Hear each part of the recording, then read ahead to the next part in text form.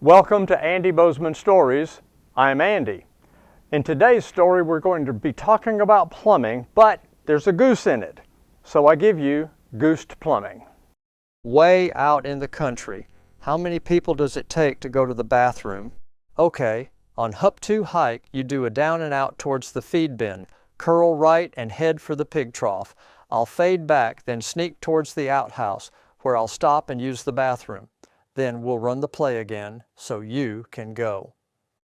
It's been years since going to the bathroom was treated like an athletic event, but that's the way it had to be, because the only access to the outhouse was through the old chicken yard, which was guarded by a fiercely territorial killer goose.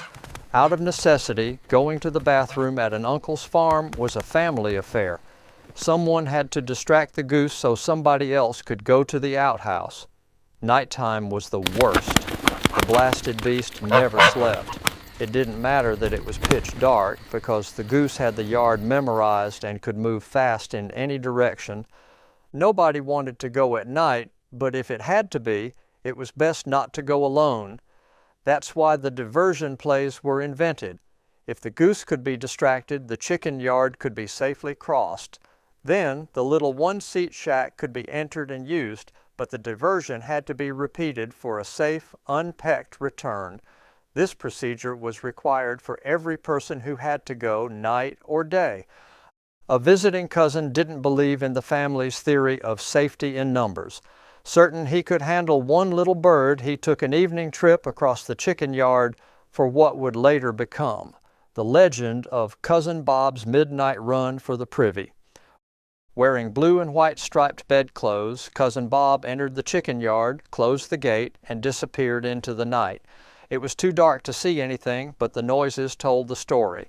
Off to the left, a sudden flapping and slapping of wings and webbed feet signaled the start of the attack. Feathers rustled. Feet meant for water now beat the earth in a rapid, waddling rhythm that moved towards the center of the yard. A sudden honk, followed by a human shriek, heralded the letting of first blood. Howling and honking, flapping of wings on nightshirts, slapping of arms against feathers revealed that the battle was engaged. The sounds of running feet, goose and human, moved in the dark towards the far side. A door slammed. Silence. Cousin Bob shouted in the night, "I'm going to stay for a minute, then you got to get me out of here." The goose was so upset it took several diversion plays to get her away from the outhouse, but eventually Bob was rescued. So, way out in the country, how many people does it take to go to the bathroom? It takes just one to go, but it could take a whole family to come back. In America, modern indoor plumbing is only a little over 125 years old.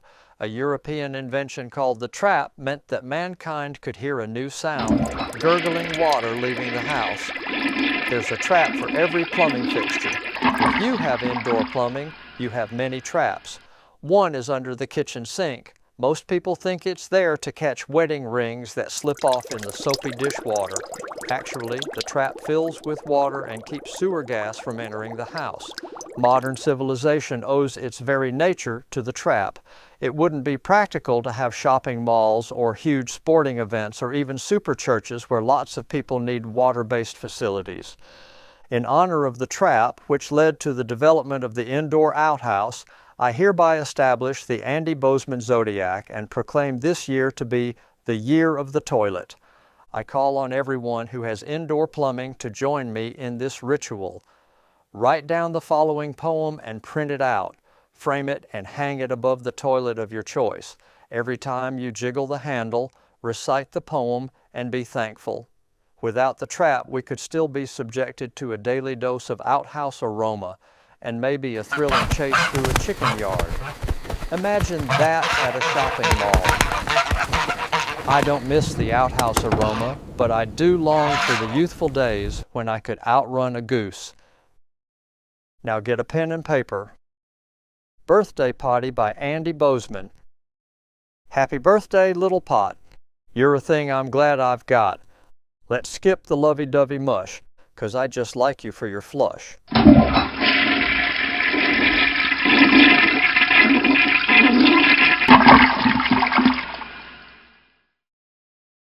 Thank you, that was fun. To find out more about the things I write, go to amazon.com/author/Andy Bozeman. Please remember to subscribe, like, and share. Both the goose and I will appreciate it.